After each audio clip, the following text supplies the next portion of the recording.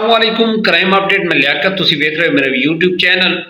तहसील शेरकपुर दे विच एक बड़ा अफसोसनाक वाक़या होया है। रिश्ते से इनकार पर लड़की नूं कतल कर दिता गया है। की वजह बनी, उन्हें क्यों इनकार किया और इतनी बड़ी सफाक हरकत मुकम्मल तफसील दे नाल तुहाडे नाल डिस्कस करांगे। साडे इस चैनल सब्सक्राइब करो, बैल आइकन बटन नूं प्रेस करो और कमेंट दे विच इज़हार राय लाजमी देना। पिछले दिनों के अफसोसनाक वाक़या तहसील शेरकपुर जिला शेखुपुरा के वाक़या रूनुमा हुआ है। दो स्टूडेंट हैं कॉलेज के दौर दियाँ, अलीशबा और सैर। ये दोनों कॉलेज के दौर दियाँ दोस्त हैं और एक दूसरे के घर आंदियां जांदियां हैं। इन्हां दा जिहड़ा ताल्लुक है सी वो घरेलू लेवल ते मुंसलिक है सी कि इन्हां दे वालिदैन, इन्हां दे भाई आपस दे विच इन्हां दा आना जाना है सी। सहर दा भाई अली रजा सहर नूं अलीशबा के घर छोड़न लई आंदा सी और अलीशबा का जिहड़ा भाई सी उसका नाम इकराम है सी। इन्हां दोनों दोस्तों के जनाब इतने मरासम बड़े कि इन्हां दे जिहड़े भाई ने उन्होंने कारोबार शुरू कर दिता, मिल के एक अपना अच्छा जिहा बिजनेस स्टार्ट किया। दोनों ने जनाब पैसे पाए। अली रजा शहर नूं छोड़न के बहाने आए तो अलीशबा के नाल इन्हें सलाम दुआ कर लई, फ्रेंडशिप कर लई और एक दिन उन्हें अपने वालिदैन नूं रिश्ते लई भेजा। शहर की वालदा साजदा आई इन्हां दे घर अलीशबा दे और उन्हें अपने बेटे अली रजा कन रिश्ता मंगया। अलीशबा के वालिदैन ने बजाय मशवरा करन दे उन्होंने इनकार कर दिता कि असा ये रिश्ता अली रजा दे नाल नहीं करना।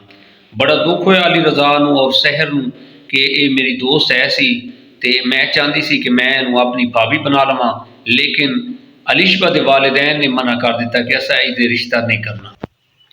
अली रजा नूं अलीशबा के रिश्ते की इनकारी पारों इन्हां दे आपस दे विच एक दराड़ पैदा हो गई और इकराम और अली रजा का जिहड़ा कारोबार चल रहा सी, लेन देन चल रहा सी, उस विच भी तनाज़ा शुरू हो गया।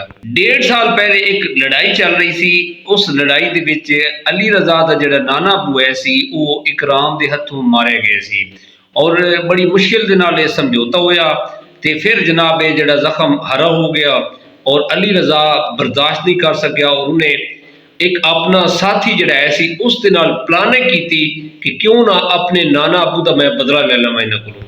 अली रजा का जिहड़ा नाना अबू है सी उसका नाम सी नियामत।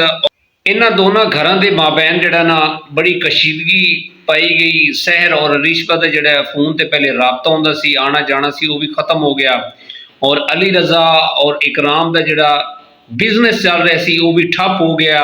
उन्होंने मुका शुरू कर दिता। एक ने कहा इतने पैसे, एक दूसरे ना अली रजा ने इकराम नूं धमकियां देना शुरू कर दी और इकराम ने कहा तेरे को जिहड़ा हुंदा है तू कर लै।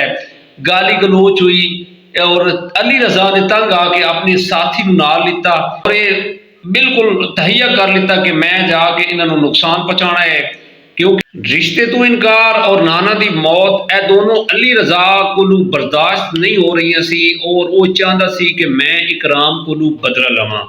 उन्हें अपने साथी नूं साथ लिता और सीधा इकराम के घर गया, दस्तक दी और एक इकराम की हमशीरा ने दरवाजा जो खोले उन्हें फायरिंग शुरू कर दी।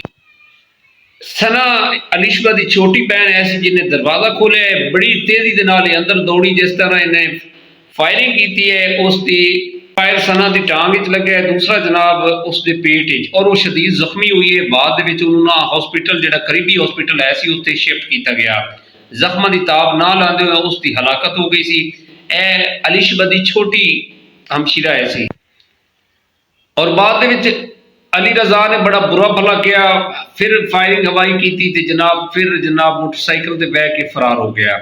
बाद इसका भाई इकराम आ गया सना का और अलीशबा भी आ गई और इसके जिहड़े घर वाले ने वो सारे इकट्ठे हो गए। ये हॉस्पिटल के मैं पहले दस्या कि हॉस्पिटल के लैके गए सी। 15 ते कॉल हो गई और मुदई जिहड़ा इसका इकराम का वालिद बनया इकबाल, ओदी मुदईयत दे विच FIR कटी गई और पुलिस ने छापे मारने शुरू कर दिते। थाना शेरकपुर और SI साहब एहसन जफर इकबाल उन्होंने जनाब कस्टडी के केस जिहड़े आ उसनूं सॉल्व किया जा रहा सी और बाद पुलिस ने जो छापा मारे अली रजा के घर ते अली रजा गिरफ्तार हो गया। पुलिस अली रजा नूं गिरफ्तार करके थाना शेरकपुर लै गई और इसकी तफ्तीश शुरू कर दी है ਔਰ ਇੱਕ FIR ਜਿਹੜੀ 1 ਸਾਲ ਪਹਿਲੇ ਹੋਈ ਸੀ ਅਲੀ ਰਜ਼ਾ ਤੇ ਲੈਣ ਦੇਣ ਦਾ ਤਨਾਜ਼ਾ ਆਇਆ ਸੀ, ਉਸ ਦੇ ਵਿੱਚ ਇਹਨੇ ਫਰਾਡ ਕੀਤਾ ਸੀ ਜੀ। ਦੋਸਤੋ ਐਸੀ ਸਟੋਰੀ ਅੱਗੇ ਹੁਣ ਜੋ ਆਪਣਾ ਕਾਰਵਾਈ ਹੋਏਗੀ ਉਹ ਕੋਰਟ ਕਚਹਿਰੀ ਦੇ ਵਿੱਚ ਹੋਏਗੀ ਕਿ ਆਇਆ ਇਸ ਨੂੰ ਕੀ ਸਜ਼ਾ ਮਿਲਦੀ ਹੈ ਅਲੀ ਰਜ਼ਾ ਨੂੰ। ਛੋਟੀ ਜਿਹੀ ਗਲਤੀ ਔਰ ਅਲੀ ਰਜ਼ਾ ਅਦਮੇ ਬਰਦਾਸ਼ਤ ਦਾ ਮੁਜ਼ਾਹਰਾ ਨਹੀਂ ਕਰ ਸਕਿਆ ਔਰ ਉਹਨੇ ਇਹ ਝਟਪਟ ਕਾਰਵਾਈ ਕੀਤੀ ਔਰ ਇੰਤਕਾਮੀ ਕਾਰਵਾਈ ਕੀਤੀ ਜਿਹੜੀ ਇਸ ਨੂੰ ਨਹੀਂ ਕਰਨੀ ਚਾਹੀਦੀ ਐਸੀ। ਰਿਸ਼ਤੇ ਤੋਂ ਇਸ ਨੂੰ ਇਨਕਾਰ ਹੋਇਆ ਔਰ ਨਾਨੇ ਦਾ ਬਦਲਾ ਇਹ 1.5 ਸਾਲ ਪਹਿਲੇ ਦੀ ਇਹ ਵਕੂਆ ਹੋਇਆ ਸੀ ਜਿਹੜਾ ਇਹਨੇ ਜਨਾਬ ਹੁਣ ਆ ਕੇ ਇਹ ਬਦਲਾ ਲੈਣ ਦਾ ਸੋਚਿਆ ਹੈ। ਹੁਣ ਇਹ ਪੁਲਿਸ ਦੀ ਕਸਟਡੀ ਵਿੱਚ ਹੈ ਔਰ ਅੱਗੇ ਜਾ ਕੇ ਦੇਖਾਂਗੇ ਕਿ ਅਲੀ ਰਜ਼ਾ ਨੂੰ ਕੀ ਸਜ਼ਾ ਮਿਲਦੀ ਹੈ ਅਦਾਲਤ ਦੀ ਤਰਫੋਂ। ਕਮੈਂਟ ਦੇ ਵਿੱਚ ਇਸ ਵਾक़ੇ ਦੇ ਬਾਰੇ ਇਜ਼ਹਾਰ ਰਾਏ ਲਾਜ਼ਮੀ ਦੇਣਾ। ਆਪਣਾ ਢੇਰ ਸਾਰਾ ਖਿਆਲ ਰੱਖਿਆ ਹੈ। ਸਾਨੂੰ ਇਜਾਜ਼ਤ ਦਿਓ। ਖੁਦਾ ਹਾਫਿਜ਼।